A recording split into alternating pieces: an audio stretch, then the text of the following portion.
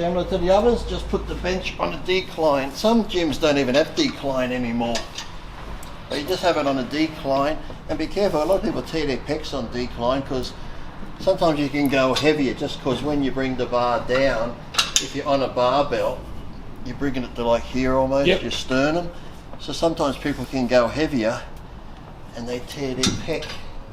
But same thing, just, and you don't want it too steep. This is a nice angle to work the lower. Some go too steep and you'll get the blood rush to the head.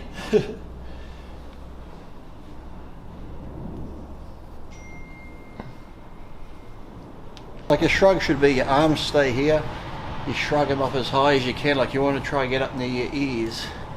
I see people going way too heavy, they hold the weight and they just go,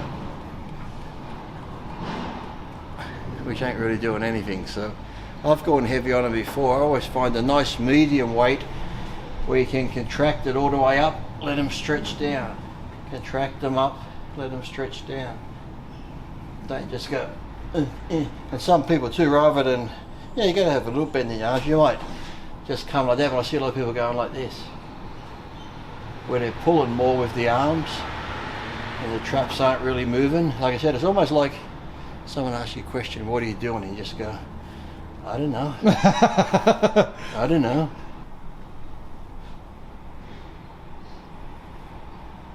And then with these two, you can go a bit wider. The only thing you'll find with going wider too on upright row movements, like generally the closer you are here, more traps. The wider you get here, then a lot of people would do them for their caps on their delts. You still get a bit of trap work, but if you go wider here, you get like more, like almost like, you know, you do lateral raises for your shoulders, doing them wider. Well, that's a good question, because that's one that we've got that people want to actually know what muscles do the upright rows work. Well, it is, you're still working the traps to a degree, but going wider gives you more on the shoulder development. So that's like shoulders with a little bit of trap, and then like in here, that's mostly trap, and if you go in closer still, it's just more trap. Well, with this one it's pretty good because you can either go a bit wider here or come in closer. So I'll show you both.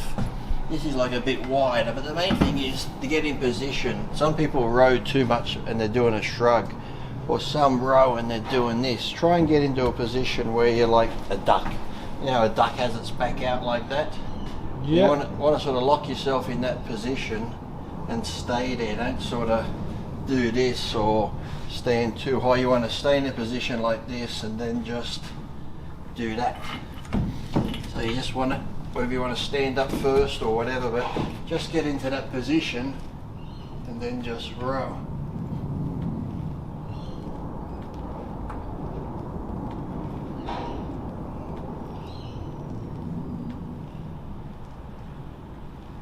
And like I said, you can go there, or for different angle, you can just come in close.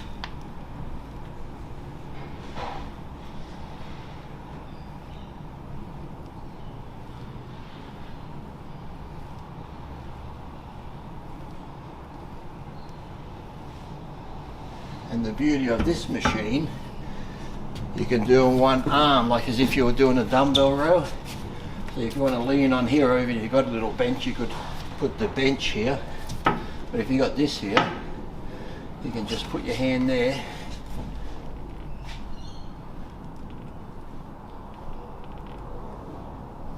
So you just got to get on here, lean on it like that.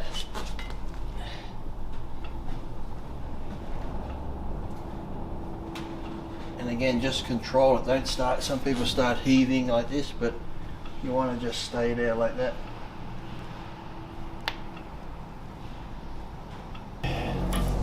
Grab like so and press. When you come down, you just need to come down to like ear level. I'm hoping that's where my ears are, around there. Or when you come down, have your arm just below like a 90-degree angle. Don't be like people that just sort of go to the top of their head like this. Need my sunglasses. I do it with my eyes shut, like I'm meditating. Mind-muscle connection. Yes. Always, if I'm at a gym, if a bench is upright like that, Yep. pretty much always the first hole. Yep. Just easier if you're like throwing the weights up yourself and doing stuff. If you're throwing them up and you like hit a dead straight wall, it's like if you're going heavy, it's too hard and stuff. So even though the bench could be on that little bit of an incline, your body is almost upright. So yeah, I never go straight up. I always have that little, just that little slant.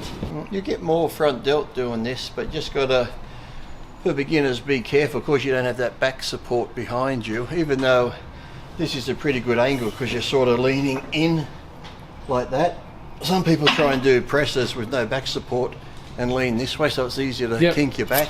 But because this leverage goes this way, your back's pretty in a good position where you're not going to jerk it. So it's actually a nice angle where you're not really going to hurt your back, but still just be careful because normally, like I said, people sit upright and it's easier to go back that way.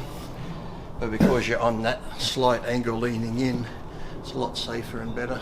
Technically, it could be like a dumbbell because you can move at certain, you know, which is good too because generally if you've got a bar, you have one side stronger than the other. And if it was a bar fixed, one side could push more, whereas this, you'll notice, like I said, one arm will be stronger, but this way you can work the muscle equally and make that weaker muscle work just as much.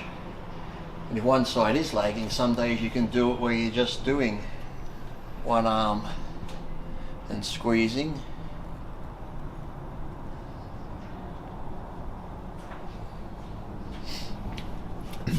Then do the two.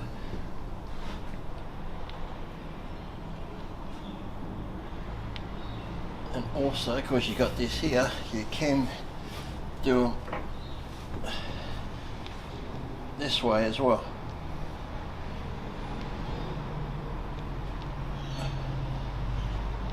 You're always going to go in almost the position you were for rows, where you go down. Just got to get your feet on the right spot where you go down, but I don't keep my legs dead straight, just a little bend in them, and you go down to stretch the hammies. And when I come up, I only come to like there, just so the hammies are working. If you start coming like all the way back up like this, your lower back comes more into play. So I find if I just stand like that, and doing this, you can either do it anyway, hold it that way. The grip doesn't really matter, you're just working the hammies.